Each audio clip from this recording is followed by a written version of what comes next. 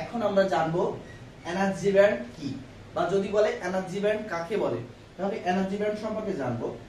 Energy band বলতে আমরা যেটা বুঝবো সেটা হচ্ছে পরমাণুতে ইলেকট্রন সমূহ, এই ইলেকট্রন সমূহ নিউক্লিয়াসকে কেন্দ্র করে বিভিন্ন কক্ষপথে, এই একটা কক্ষপথ, এখানে একটা, মানে বিভিন্ন কক্ষপথে বৃত্তাকারে উপবৃত্তাকারে ঘুরতে থাকে। তাহলে কি পরমাণুতে ইলেকট্রন সমূহ, এই ইলেকট্রন সমূহ নিউক্লিয়াসকে কেন্দ্র করে বিভিন্ন কক্ষপথে বৃত্তাকারে উপবৃত্তাকারে ঘুরতে থাকে।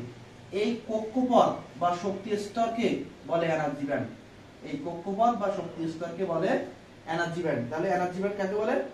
পরমাণুতে ইলেকট্রন সমূহ নিউক্লিয়াসকে কেন্দ্র করে বিভিন্ন কক্ষপথে বৃত্তাকারে বা উপবৃত্তাকারে ঘুরতে থাকে। এই কক্ষপথ বা শক্তি স্তরকে বলে এনার্জি ব্যান্ড। তাহলে এনার্জি ব্যান্ড হচ্ছে এই কক্ষপথ বা শক্তি স্তর, ঠিক আছে?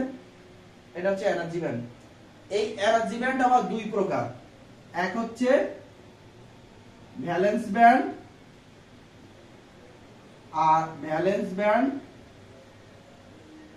আর দুই হচ্ছে কন্ডাকশন ব্যান্ড।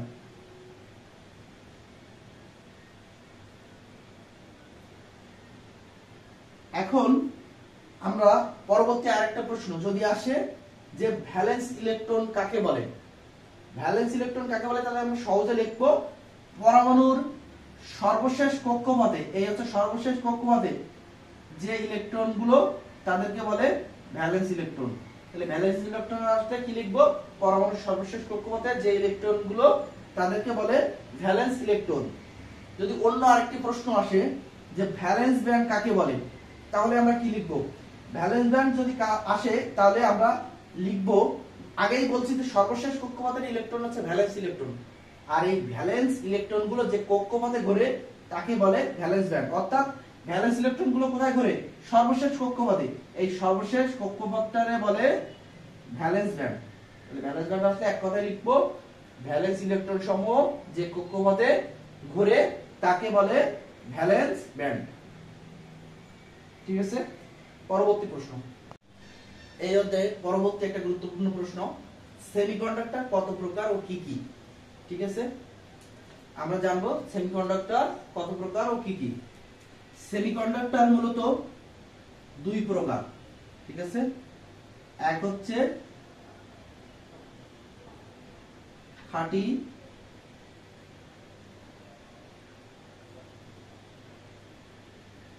সেমিকন্ডাক্টর, আর দুই হচ্ছে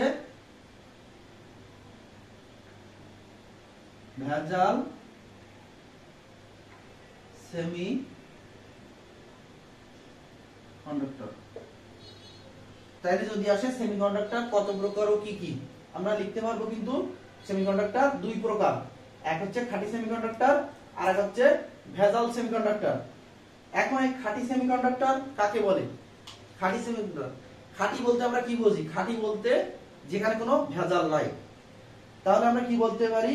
প্রকৃতিতে যে সমস্ত সেমিকন্ডাক্টর পাওয়া যায় তাকে খাঁটি সেমিকন্ডাক্টর বলে, অর্থাৎ যার সাথে কোনো ভেজালের মিশ্রণ নাই তাকে খাঁটি সেমিকন্ডাক্টর বলে। এক কথায় প্রকৃতিতে যে সেমিকন্ডাক্টর পাওয়া যায় সেটাই খাঁটি সেমিকন্ডাক্টর, অথবা যার সাথে কোনো ভেজাল নাই সেটা হচ্ছে খাঁটি সেমিকন্ডাক্টর, ঠিক আছে? সেটা কি? খাঁটি সেমিকন্ডাক্টর হচ্ছে সিলিকন, জার্মেনিয়াম, এগুলো হচ্ছে খাঁটি সেমিকন্ডাক্টর, কারণ এদের সাথে কোনো ভেজাল মিশানো নাই। আরেকটা হচ্ছে ভেজাল সেমিকন্ডাক্টর। ভেজাল বলতে আমরা কি বুঝি? যে যেখানে খাঁটি না, তার সাথে কিছু ভেজাল মিশ্রিত, যেমন সমস্যা আছে যেখানে, ঠিক আছে? সমস্যা বলতে যেখানে খাঁটি জিনিসটা নাই, ঠিক আছে? তাহলে ভেজাল সেমিকন্ডাক্টর কি?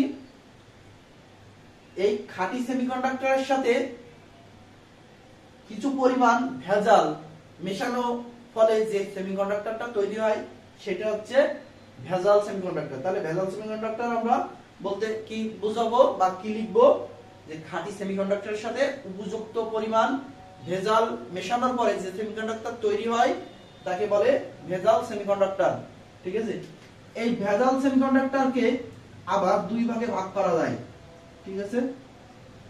ভেজাল সেমিকন্ডাক্টরকে দুই ভাগে ভাগ করা যায়, এক হচ্ছে P type semiconductor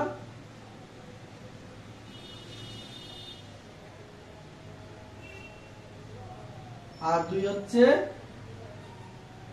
N type semiconductor.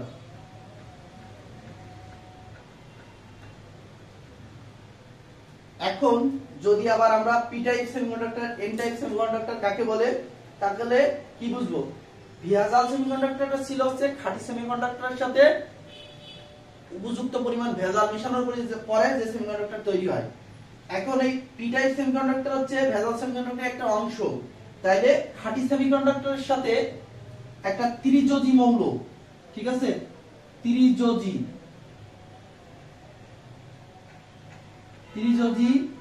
মৌল মেশানোর পরে যে সেমিকন্ডাক্টরটা তৈরি হয় সেটা হচ্ছে পি টাইপ সেমিকন্ডাক্টর। আর যদি এন টাইপ সেমিকন্ডাক্টর সম্পর্কে জানতে চাই তাহলে খাঁটি সেমিকন্ডাক্টরের সাথে একটা পঞ্চযোজী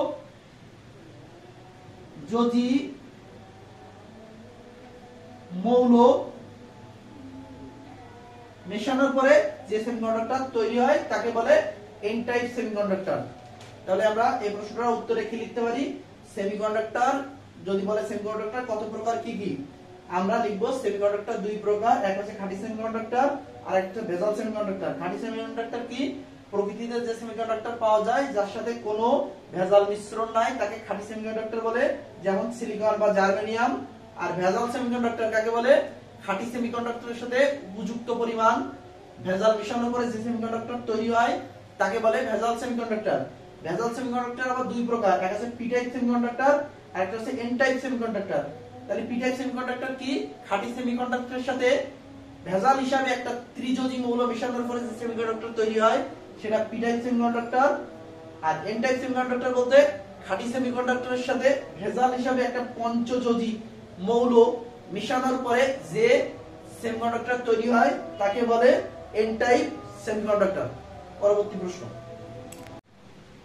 পরবর্তী প্রশ্ন, মেজরিটি ও মাইনরিটি চার্জ ক্যারিয়ার কাকে বলে? অথবা আসতে পারে মেজরিটি চার্জ ক্যারিয়ার কাকে বলে অথবা মাইনরিটি চার্জ ক্যারিয়ার কাকে বলে।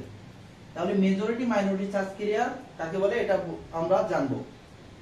একটা ভেজাল সেমিকন্ডাক্টরে দুই ধরনের চার্জ ক্যারিয়ার থাকে। এই দুই ধরনের চার্জ ক্যারিয়ারের ভিতরে কয় ধরনের? ভেজাল সেমিকন্ডাক্টরে থাকে দুই ধরনের চার্জ ক্যারিয়ার। আর এই দুই ধরনের ভিতরে যেটা বেশি থাকে সেটা হচ্ছে মেজরিটি, আর যেটা কম থাকে সেটা হচ্ছে মাইনরিটি। আমরা এমনি বুঝি যে মেজরিটি মানে বেশি, মাইনরিটি মানে কম। তাহলে একটা ভেজাল সেমিকন্ডাক্টরে দুই ধরনের চার্জ ক্যারিয়ার থাকে, এর মধ্যে যেটা বেশি সেটা হচ্ছে মেজরিটি, যেটা কম সেটা হচ্ছে মাইনরিটি। পরবর্তীতে হোল বা ইলেকট্রন কাকে বলে? এরকম প্রশ্ন যদি আসে তাহলে আমরা কি লিখব? একটু আগে আমরা পারমাণবিক গঠন চিত্র যখন দেখছি তখন দেখছি যে সর্বশেষ কক্ষপথে কি বলে? Valence band. এই ভ্যালেন্স ব্যান্ড থেকে যখন বাহ্যিক শক্তির কারণে, এই সর্বশেষ কক্ষপথে ভ্যালেন্স ব্যান্ড থেকে যখন বাহ্যিক শক্তির কারণে কোন ইলেকট্রনের বিচ্যুতি ঘটে তখন সেখানে একটা খালি জায়গা সৃষ্টি হয়। এই খালি জায়গাটাকে বলে হোল, ঠিক আছে, যা পজিটিভ চার্জ বহন করে। তাহলে কি? পরমাণুর সর্বশেষ কক্ষপথ বা ভ্যালেন্স ব্যান্ড, এই ভ্যালেন্স ব্যান্ড থেকে বাহ্যিক শক্তির কারণে যখন কোনো ইলেকট্রনের বিচ্যুতি ঘটে সেখানে একটা খালি জায়গা সৃষ্টি হয়। এই খালি জায়গাটাকে বলে হোল, যা পজিটিভ চার্জ বহন করে। এরপর হচ্ছে ইলেকট্রন। ইলেকট্রন হচ্ছে পরমাণুর ক্ষুদ্রতম কণিকা, ঠিক আছে, যা নেগেটিভ চার্জ বহন করে। পরবর্তী প্রশ্ন, ডোপিং কি এবং কেন করা হয়? একটা গুরুত্বপূর্ণ প্রশ্ন, ঠিক আছে। ডোপিং কি এবং কেন করা হয়? আমরা পরমাণুতে এই যে ভেজাল পরমাণু মেশাই না, খাঁটি সেমিকন্ডাক্টরের সাথে ভেজাল সেমিকন্ডাক্টর, এই মেশানোর যে পদ্ধতিটা সেটা হচ্ছে ডোপিং। তাহলে ডোপিং কি? ভেজাল মেশানোর পদ্ধতি। এই পদ্ধতিটা হচ্ছে ডোপিং। খাঁটি সেমিকন্ডাক্টরের সাথে ভেজাল মেশানোর এই পদ্ধতিটাকেই বলে ডোপিং। ডোপিং কেন করা হয়? ডোপিং করা হয় সেমিকন্ডাক্টরের পরিবাহিতা বৃদ্ধির জন্য। ডপিং কেন করা হয়? সেমিকন্ডাক্টরের পরিবাহিতা বৃদ্ধি করার জন্য। পরিবাহিতা কি বা পরিবাহিতা বৃদ্ধি করলে কি হয়? পরিবাহিতা যখন বৃদ্ধি পাবে কখন? যখন সেমিকন্ডাক্টরের রেজিস্টিভিটি কমে যাবে, তখন এর ভিতর দিয়ে কারেন্ট প্রবাহিত বেশি হবে। তাহলে কি, যখন সেমিকন্ডাক্টরের রেজিস্টিভিটি কম হবে, কারেন্ট প্রবাহ তখন বৃদ্ধি পাবে। আমরা যদি ডপিং হচ্ছে ভেজাল মেশানোর পদ্ধতিটা হচ্ছে ডপিং। আর ডপিং কেন করা হয়? পরিবাহিতা বৃদ্ধির জন্য ডপিং করা হয়, অর্থাৎ এর রেজিস্টিভিটি কমায় কারেন্ট প্রবাহ বৃদ্ধি করার জন্যই ডপিং করা হয়। পরবর্তী প্রশ্ন। এখন আমরা একটা গুরুত্বপূর্ণ প্রশ্ন, পি টাইপ সেমিকন্ডাক্টর কিভাবে গঠিত হয়, অথবা এন টাইপ সেমিকন্ডাক্টর কিভাবে গঠিত হয়, অথবা রচনামূলক হিসাবে P type N type semiconductor কিভাবে গঠিত হয়, এটা দেখব। এখানে আমরা পি টাইপের জন্য একটা চিত্র আঁকছি, ঠিক আছে? পি টাইপ সেমিকন্ডাক্টর আমরা কি জানি, যে একটা খাঁটি সেমিকন্ডাক্টরের সাথে ভেজাল হিসাবে যখন ত্রিযোজী মৌল মেশানো হয়, মেশানোর ফলে যে সেমিকন্ডাক্টর তৈরি হয় তাকে পি টাইপ সেমিকন্ডাক্টর বলে। এখানে জার্মেনিয়াম, এখানে সেমিকন্ডাক্টর, অর্থাৎ জার্মেনিয়ামের সর্বশেষ কক্ষপথে 4টা ইলেকট্রন আছে, তাই না? আর ত্রিযোজী মৌল যখন মিশাবো তখন তার শেষে 3টা ইলেকট্রন থাকবে। এই জার্মেনিয়ামের 4টা ইলেকট্রন, কিন্তু এখানে ত্রিযোজী মৌল মেশানোতে এর 3টা ইলেকট্রন এর নিকটবর্তী যে সিলিকন বা জার্মেনিয়াম, আমরা যেই সেমিকন্ডাক্টর ব্যবহার করি তার সাথে কোভ্যালেন্ট বন্ড সৃষ্টি করে। কিন্তু যখন 3টার সাথে 3টা কোভ্যালেন্ট বন্ড সৃষ্টি করার পরেও এইটার সাথে যখন সৃষ্টি করতে যাবে, তখন এখানে যোজ্যতার ইলেকট্রনের ঘাটতি আছে না একটা, এদের 4টা করে, এর আছে 3টা। যোজ্যতার ইলেকট্রন ঘাটতি থাকার কারণে এখানে কোভ্যালেন্ট বন্ড গঠন করতে পারে না। প্রতিটা ত্রিযোজী মৌল মেশানোর ফলে এই একটা করে, যেখানে গঠন করতে পারছে না, একটা করে এখানে ফাঁকা জায়গা সৃষ্টি হচ্ছে। আর এই ফাঁকা জায়গাটা হচ্ছে হোল। এই হোল হচ্ছে পজিটিভ চার্জ বহন করে, ঠিক আছে? এইভাবে পি টাইপ সেমিকন্ডাক্টর গঠিত হয়। এখন আমরা দেখব এন টাইপ সেমিকন্ডাক্টর কিভাবে গঠিত হয়। এন টাইপ সেমিকন্ডাক্টর বলতে আমরা কি বুঝি, যে খাঁটি সেমিকন্ডাক্টরের সাথে ভেজাল হিসেবে পঞ্চযোজী মৌল, এখানে আর্সেনিক একটা পঞ্চযোজী মৌল, অর্থাৎ তার এখানে 5টা ইলেকট্রন আছে, তাই তো? পঞ্চযোজী মৌল মেশানোর পরে যে সেমিকন্ডাক্টরটা তৈরি হবে সেটা হচ্ছে এন টাইপ সেমিকন্ডাক্টর। এখানে 5টা ইলেকট্রন নিকটবর্তী সিলিকন বা জার্মেনিয়াম, যে আর কি সেমিকন্ডাক্টর ব্যবহার করি, তার নিকটবর্তী 4টার সাথে কোভ্যালেন্ট বন্ড গঠন করবে, কিন্তু একটা অতিরিক্ত থেকে যাবে, তাই না? এখানে 5টা আছে, নিকটবর্তী 4টার সাথে 4টা কোভ্যালেন্ট বন্ড গঠিত হবে। এখানে একটা অতিরিক্ত ইলেকট্রন আছে, ঠিক আছে? এইভাবে প্রতিটা পঞ্চযোজী মৌল মেশানোর ফলে একটা করে ইলেকট্রন বৃদ্ধি পেতে থাকবে, যেটা কন্ডাকশন ব্যান্ডে জমা হয়। আর এই ইলেকট্রন নেগেটিভ চার্জ বহন করে, এজন্য এটা এন টাইপ সেমিকন্ডাক্টর গঠিত হয়। আমরা যদি পি টাইপ এবং এন টাইপ সেমিকন্ডাক্টর একই সাথে আসে, তাহলে আমরা এখানে চিত্র 2টা আঁকাবো এবং সেটা এইটুকু লিখবো, লিখলেই এটা ফুল মার্ক পাওয়া যাবে, ঠিক আছে?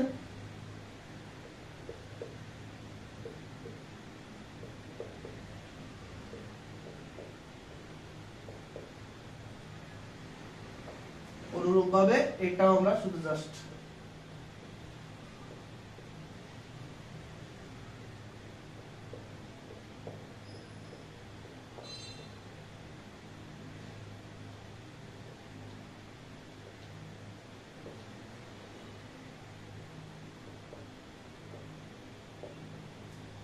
পি টাইপ এন টাইপ সেমিকন্ডাক্টরের গঠন চিত্র।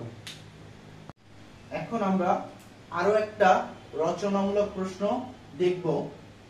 এইটা হচ্ছে কন্ডাক্টর, সেমিকন্ডাক্টর এবং ইনসুলেটরের এনার্জি ব্যান্ড ডায়াগ্রাম, ঠিক আছে? এনার্জি ব্যান্ড ডায়াগ্রাম, এটা একটা গুরুত্বপূর্ণ রচনামূলক প্রশ্ন এবং এটাই হচ্ছে দ্বিতীয় অধ্যায়, অর্থাৎ অর্ধপরিবাহী বা সেমিকন্ডাক্টরের অধ্যায়ের সর্বশেষ প্রশ্ন। এখন এখানে কন্ডাক্টর, সেমিকন্ডাক্টর, ইনসুলেটরের এনার্জি ব্যান্ড ডায়াগ্রাম আমি একটু আগে আঁকছি, ঠিক আছে? সময়ের যেহেতু কম লাগানোর জন্য। এখন এটা হচ্ছে কন্ডাক্টরের এনার্জি ব্যান্ড ডায়াগ্রাম। এখানে আমি ভিবি দ্বারা বুঝাইছি, এটা হচ্ছে ভ্যালেন্স ব্যান্ড, এটা হচ্ছে ভ্যালেন্স ব্যান্ড, ঠিক আছে, ভ্যালেন্স ব্যান্ড। ভিবি দ্বারা লিখছি ভ্যালেন্স ব্যান্ড, তোমরা এখানে ভ্যালেন্স ব্যান্ড লিখো। আর এটা উপরেরটা সিবি দ্বারা বুঝাইছি কন্ডাকশন ব্যান্ড। এখন কন্ডাক্টরের ক্ষেত্রে এই ভ্যালেন্স ব্যান্ড আর কন্ডাকশন ব্যান্ড ওভারল্যাপ অবস্থায় থাকে, অর্থাৎ একটা আরেকটার উপরে অবস্থিত থাকে।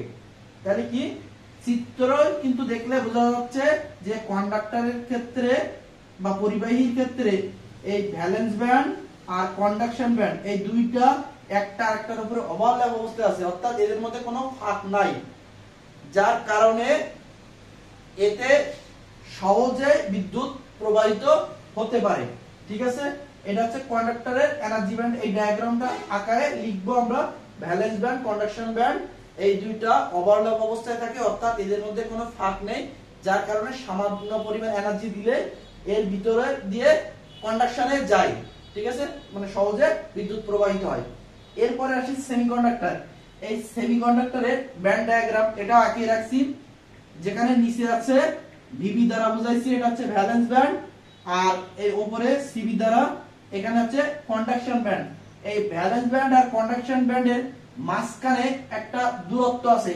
কন্ডাক্টরের যেমন একটা ওভারল্যাপ অবস্থায় ছিল, এখানে কিন্তু মাঝখানে একটা দূরত্ব আছে, এই দূরত্বটা বলে ফরবিডেন ব্যান্ড। ঠিক আছে, এই দূরত্বটা হচ্ছে 1 ইবি। ইবি দ্বারা বোঝাইছে হচ্ছে ইলেকট্রন ভোল্ট। ঠিক আছে, তাহলে ভ্যালেন্স ব্যান্ড আর কন্ডাকশন ব্যান্ডের মধ্যে যদি এই চিত্রটা আঁকাবো, আঁকায় লিখবো যে ভ্যালেন্স ব্যান্ড কন্ডাকশন ব্যান্ডের মধ্যবর্তী ফরবিডেন ব্যান্ড বা ফরবিডেন দূরত্বটা হচ্ছে 1 ইবি, অর্থাৎ 1 ইলেকট্রন ভোল্ট। ঠিক আছে, এটা নিম্ন তাপমাত্রার ক্ষেত্রে এটা হচ্ছে ভ্যালেন্স ব্যান্ড ফুল থাকে ইলেকট্রন দ্বারা, আর কন্ডাকশন ব্যান্ড খালি থাকে। যখন তাপমাত্রা বৃদ্ধি করা হয় তখন এটা কন্ডাকশনে যায়, অর্থাৎ এর মধ্য দিয়ে কারেন্ট প্রবাহিত হয়। এটা হচ্ছে সেমিকন্ডাক্টরের চিত্রকে এটুকু লিখলে হয়ে যাবে। এরপরে আছে ইনসুলেটর। ইনসুলেটরের ক্ষেত্রে অপরিবাহী ইনসুলেটরের চিত্রটা আঁকাইছি। ইনসুলেটরের চিত্রে নিচে আছে ভিবি দ্বারা ভ্যালেন্স ব্যান্ড আর উপরে সিবি দ্বারা কন্ডাকশন ব্যান্ড। এদের মাঝখানে যে ফরবিডেন ব্যান্ড, এফবি দ্বারা ফরবিডেন ব্যান্ড বোঝাইছি। ফরবিডেন ব্যান্ডের দূরত্বটা হচ্ছে এখানে অনেক দূরত্ব বলতে 15 ইবি ইলেকট্রন ভোল্ট। আগে সেমিকন্ডাক্টরের ক্ষেত্রে ছিল 1 ইবি, আর এখানে হচ্ছে 15 ইবি বা 15 ইবি। এই 15 ইবি একটা 15 ইবি বাইরে থেকে এর যদি আমরা বর্ণনা লিখতে যাই, তাহলে লিখবো যে ভ্যালেন্স ব্যান্ড এবং কন্ডাকশন ব্যান্ডের মধ্যবর্তী দূরত্বটা খুব বেশি, 15 ইবি বা 15 ইবি।